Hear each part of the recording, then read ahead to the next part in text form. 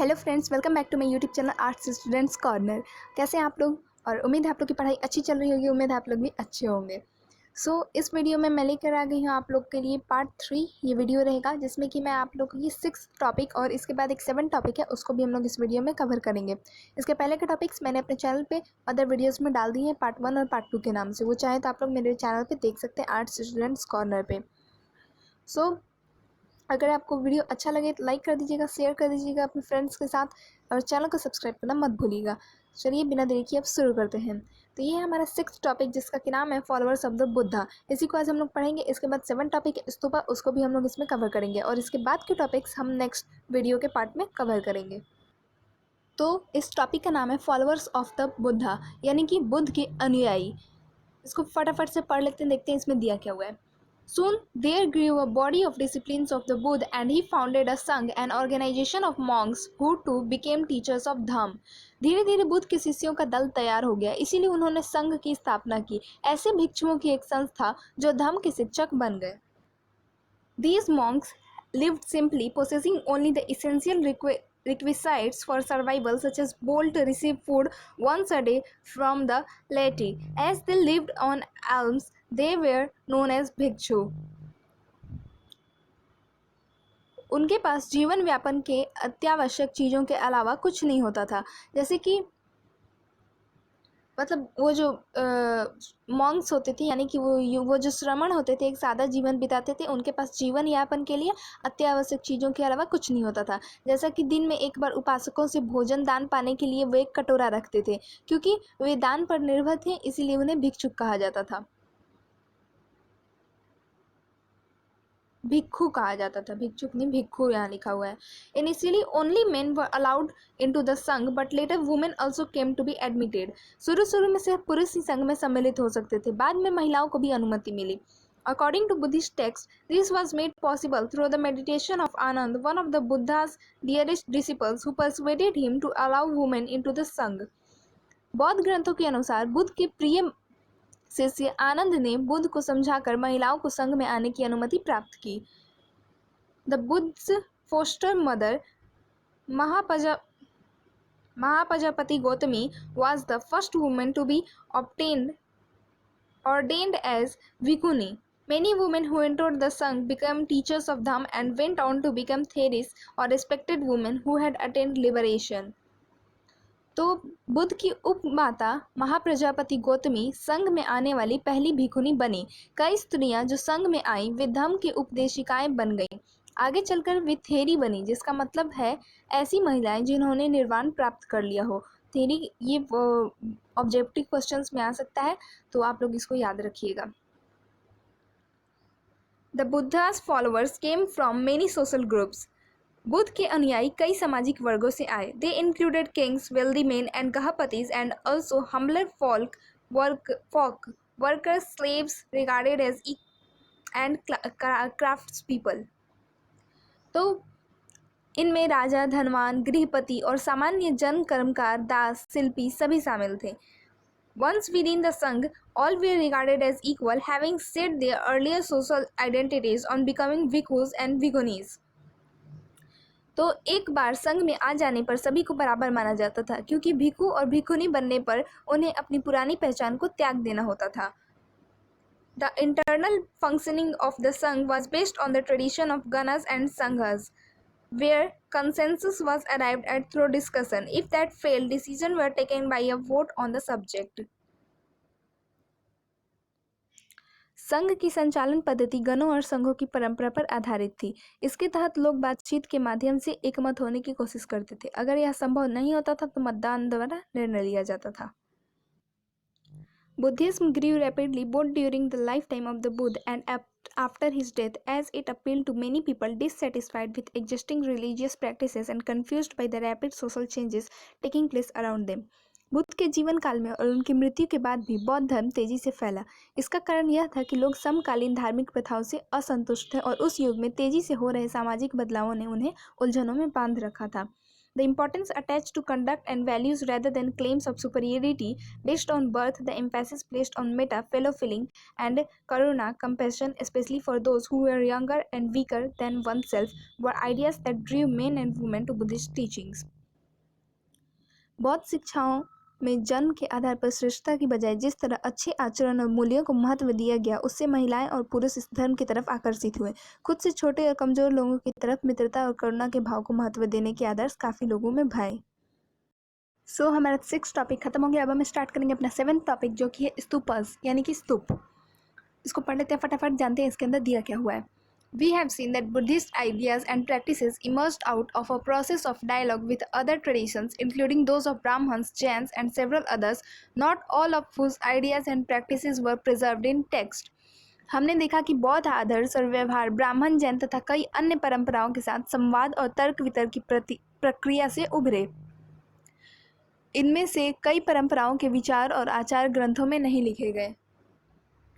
Some of these interactions can be seen in the ways in which sacred places came to be identified. इस तरह के mail जोल को हम पवित्र स्थलों के उभरने की प्रक्रिया को देखकर भी समझ सकते हैं। From earliest times, people tended to regard certain places as sacred. बहुत प्राचीन काल से ही लोग कुछ जगहों को पवित्र मानते थे। These included sites with special trees or unique rocks or sites of awe-inspiring natural beauty. और अक्सर जहाँ खास वनस्पति होती थी, अनूठी चट्टानें थी या विस्मयकारी प्राकृतिक सौंदर्य था, वहाँ पवित्र स्थल बन जाते थे। These sites with small shrines attached to them were sometimes described as chaityas. ऐसे कुछ स्थलों पर एक छोटी सी वेदी भी बनी रहती थी, जिन्हें कभी कभी चैत्य कहा जाता था। Buddhist literature mentions several chaitya. बौद्ध साहित्य में कई चैत्यों की चर्चा की गई है। It also describes places associated with the Buddha's life, where he was born, Lumbini, where he attained enlightenment, Bodh Gaya, where he gave his first sermon, Sarnath, and where he attained Nibbana, Kusinagara.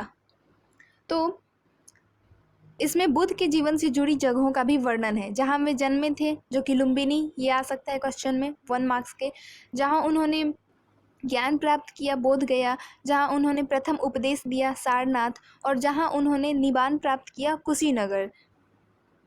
Gradually each of these places came to be regarded as sacred. धीरे धीरे ये सारी जगहें पवित्र स्थल बन गई. We know that about 200 years after the time of the Buddha, Ashoka erected a pillar at Lumbini to mark the fact that he had visited the place. धीरे धीरे ये सारी जगहें पवित्र स्थल में बदल गई. हमें यह मालूम है कि बुद्ध के समय से लगभग 200 वर्ष बाद अशोक ने लुम्बिनी की अपनी यात्रा की याद में एक स्तंभ बनवाया. अब हम लोग इसका फर्स्ट सब टॉपिक पढ़ेंगे. उम्मीद है आप लोग समझ आ रहा होगा. प्लीज़ अपने साथ बुक खोल के बैठिएगा, तब आप लोग को बहुत अच्छे से समझ आएगा. इसका फर्स्ट सब टॉपिक अब हम लोग पढ़ेंगे, वाई वेयर स्तूपस बिल्ड. स्तूप क्यों बनाए जाते थे. There were other places too that were regarded as sacred. ऐसे कई अन्य जगहें थी जिन्हें पवित्र माना जाता था. This was because relics of Buddha such as his bodily remains or objects used by him were buried then. इन जगहों पर बुद्ध से जुड़ी कुछ अवशेष जैसी उनकी अस्थियां या उनके द्वारा प्रयुक्त सामान गाड़ दिए गए थे. These were mounds known as स्तूप, और इन्हीं टीलों को स्तूप कहते थे. The tradition of erecting stup may have been pre-Buddhist, but they came to be associated with Buddhism. स्तूप बनाने की परंपरा बुद्ध से पहले की रही होगी, लेकिन वह बौद्ध धर्म से जुड़ गई. Since they contained relics regarded as sacred, the entire stup came to be venerated as an emblem of both the Buddha and Buddhism. चूँकि उनमें ऐसे अवशेष रहते थे जिन्हें पवित्र समझा जाता था, इसीलिए समूचे स्तूप को ही बुद्ध और बौद्ध धर्म के प्रतीक के रूप में प्रतिष्ठा मिली. According to the Buddhist text known as Asok Vadan, Asok distributed portions of Buddha's relics to every important town and ordered the construction of stup over them. Ashok वदान नामक एक बौद्ध ग्रंथ के अनुसार अशोक ने बुद्ध के अवशेषों के हिस्से हर महत्वपूर्ण शहर में बांटकर उनके ऊपर स्तूप बनाने का आदेश दिया था. By the 2nd century BCE, a number of stupas, including those at Bharhut, Sanchi, and Sarnath, had been built. ईसा पूर्व 2री सदी तक भरहुत, सांची और सारनाथ जैसी जगहों पर स्तूप बनाए जा चुके थे. अब हम लोग पढ़ेंगे इसका सेकंड सब टॉपिक, जिसका कि नाम है हाउ वेयर स्तूपस बिल्ड, मतलब स्तूप कैसे बनाए गए. Inscriptions found on the railings and pillars of stupas record donations made for building and decorating them. स्तूपों की वेदिकाओं और स्तंभों पर मिले अभिलेखों से इन्हें बनाने और सजाने के लिए दिए गए दान का पता चलता है. Some donations were made by kings such as Satavahanas, others were made by guilds such as that of the ivory workers who financed part of one of the gateways at Sanchi. कुछ दान राजाओं के द्वारा दिए गए थे जैसे कि सतवाहना वंश के राजा. कुछ दान शिल्पकारों और व्यापारियों की श्रेणी द्वारा दिए गए. उदाहरण के लिए सांची के एक तोरण द्वार का हिस्सा हाथी दांत का काम करने वाले शिल्पकारों के दान से बनाया गया था. Hundreds of donations were made by women and men who mentioned their names, sometimes adding the name of the place from where they came as well as their occupations and names of their relatives. Bhikkhus and bhikkhunis also distributed towards building these monuments. सैकड़ों महिलाओं और पुरुषों ने दान के अभिलेखों में अपना नाम बताया. कभी कभी वे अपने गांव या शहर का नाम बताते हैं और कभी कभी अपना पेशा और रिश्तेदारों के नाम भी बताते हैं. इन इमारतों को बनाने में भिक्षुओं और भिक्षुनियों ने भी दान दिया था.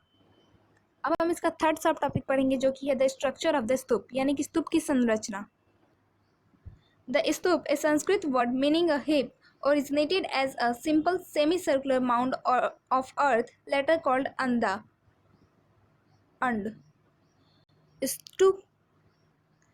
स्तूप संस्कृत अर्थ टीला का जन्म एक गोलार्ध लिए हुए मिट्टी के टीले से हुआ जिसे बाद में अंड कहा गया. Gradually it evolved into a more complex structure balancing round and square shapes. धीरे धीरे इसकी संरचना ज़्यादा जटिल हो गई जिसमें कई चौकोर और गोल आकारों का संतुलन बनाया गया.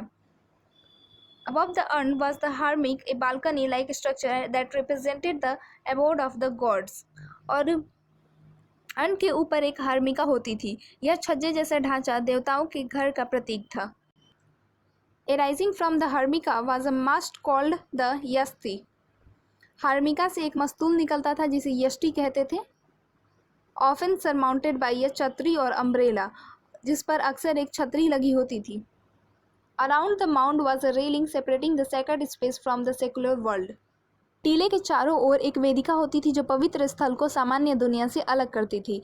The early stupas at Sanchi and Bharhut were plain except from the stone railings which resembled a bamboo or wooden fence and the gateways which were richly carved and installed at the 4 cardinal points. Sanchi और भरूच के प्रारंभिक स्तूप बिना अलंकरण के हैं सिवाय इसके कि उनमें पत्थर की वेदिकाएं और तोरण द्वार हैं. ये पत्थर की वेदिकाएं किसी बांस के या काठ के घेरे के समान थी और चारों दिशाओं में खड़े तोरण द्वार पर खूब नक्काशी की गई थी. Worshippers entered through the eastern gateway and walked around the mound in a clockwise direction, keeping the mound on the right, imitating the sun's course through the sky. Later, the mound of the stupas came to be elaborately carved with niches and sculptures as at Amravati and Shahji Ki Dheri in Peshawar, Pakistan. उपासक पूर्वी तोरण द्वार से प्रवेश करके टीले को दाईं तरफ रखते हुए दक्षिणावर्त परिक्रमा करते थे मानो वे आकाश में सूर्य के पथ का अनुकरण कर रहे हों.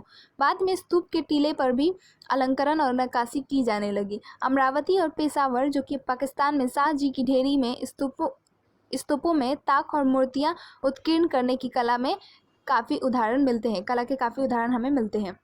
सो फ्रेंड्स, हमारा 7th टॉपिक भी खत्म हो गया है. अब हम 8 टॉपिक स्टार्ट करेंगे जो कि हम लोग नेक्स्ट वीडियो में करेंगे. इस वीडियो में नहीं करेंगे वरना वीडियो बहुत लंबा हो जाएगा. तो उम्मीद है आप लोग को समझ आया होगा, अच्छा लगा होगा.